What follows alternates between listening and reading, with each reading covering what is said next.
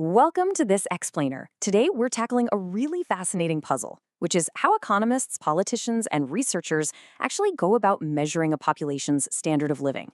I mean, we hear these terms thrown around all the time on the news, right? People are constantly citing average income to prove a country is doing well. But what does that number actually mean when you dig into it? And more importantly, why does it almost never reflect the reality of your own wallet? Well, we're going to deconstruct the whole concept of per capita income and rebuild it layer by layer to find out how prosperity is truly measured. Okay, let's dive into this. Here is our roadmap for today's explainer. 1. What is average income? 2. The flaws in the formula. 3. The cost of living factor. 4. Mean versus median prosperity. 5. Disposable household income. And 6. The true wealth rankings. Basically, we're going to systematically build a highly accurate metric of actual wealth by layering these concepts step by step. Let's kick things off with Section 1. What is average income? We need to establish that basic baseline metric the entire world uses. At its core, we have per capita income, or PCI. The definition is pretty straightforward. It's just the average income earned per person in a given area, a city, a region, or a whole country in a specified year. The math is incredibly simple. If a small town of 1,000 people generates $50 million in total income, the per capita income is $50,000. Simple enough, right? It's literally so fundamental that it serves as one of the 3 core components of a country's Human Development Index. Now, when we use this to compare different countries, we usually express this number in a common international currency, like the US dollar or the euro, just so everyone is speaking the same mathematical language. Now, as you can imagine, getting this data requires massive, regular population surveys. In the US, you have domestic tracking like the American Community Survey. They do a fantastic job calculating per capita income for the whole country, and they break it down by specific regions or demographic groups. But what happens when you want to compare the US to, say, Germany or Japan?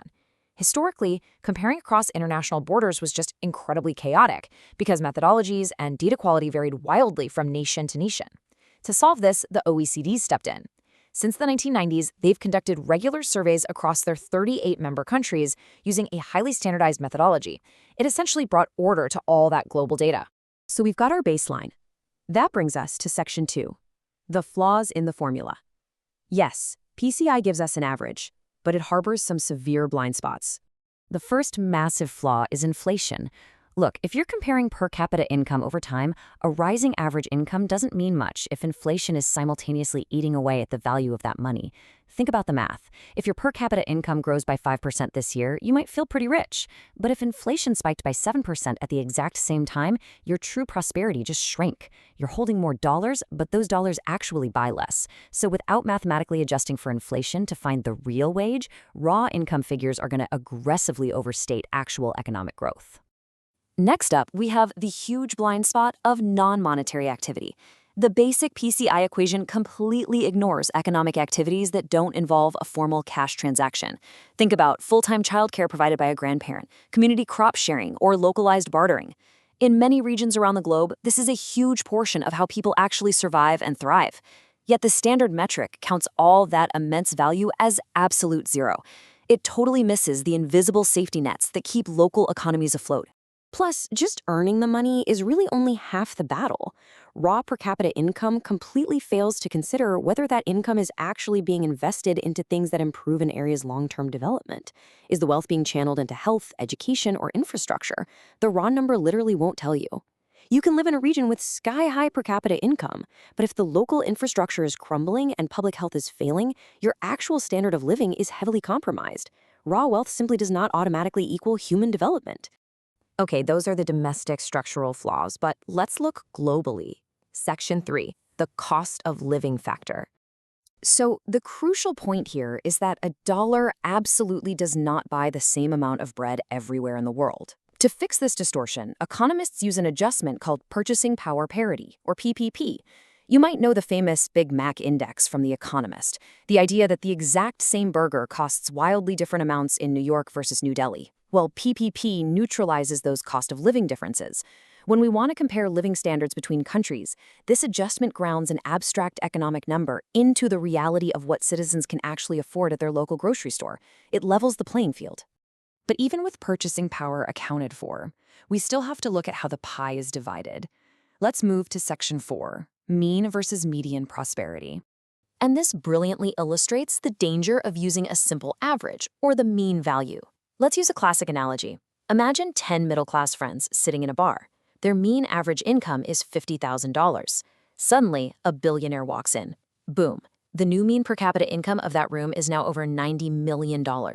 On paper, everyone looks incredibly wealthy, but in reality, nothing actually changed for those 10 friends. The distribution is just highly skewed.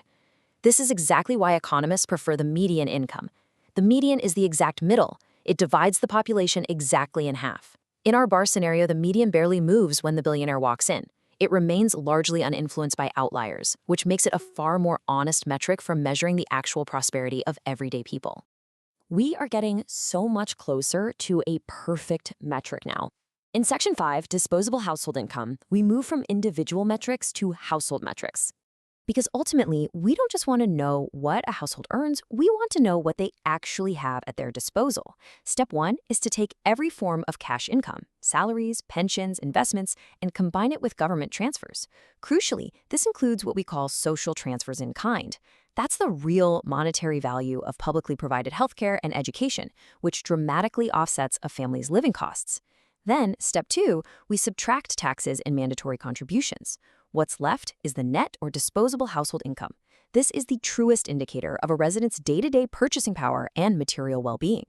But wait, households come in different sizes, right?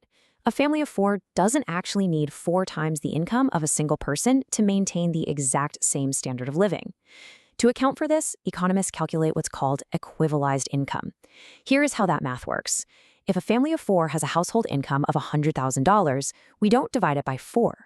We divide it by the square root of 4, which is 2. So their equivalized income is $50,000 per person, not $25,000. This is just a brilliant way to acknowledge the economic reality that people living together benefit immensely from pooled groceries, shared rent, and split utility bills. All right, we have successfully built our metric. We've accounted for purchasing power, government transfers, taxes, and household size pooling. Now for Section 6, the true wealth rankings. Let's look at the actual OECD data. Now, what's really interesting about this slide is this striking figure right here, $71,300. According to the OECD data adjusted for purchasing power parity, this is the United States gross household disposable income per capita for 2024. Let's see how that stacks up globally. When we look at the gross numbers, meaning depreciation costs haven't been subtracted yet, but we are looking at disposable income adjusted for purchasing power, the US sits at the very top. Luxembourg is right on its heels at $70,150. Then we've got Germany at just over $61,000, followed by Austria and the Netherlands. The US looks totally untouchable here. But remember our billionaire in the bar? This table is still using a gross average. That means those skewed extremes of wealth at the very top of a society can still heavily inflate the numbers. So let's apply our final layer to find the reality for the everyday household. Let's move to and see how this builds when we shift to the median equivalized household disposable income. Suddenly, the entire top 5 reshuffles. By using the median to eliminate those extreme billionaire outliers and using the equivalized adjustment for household size, Luxembourg actually jumps into the absolute top spot at $49,748. The United States drops down to second place. And look who enters the top 5 when we measure prosperity this way. Norway, Switzerland, and Canada round out the list.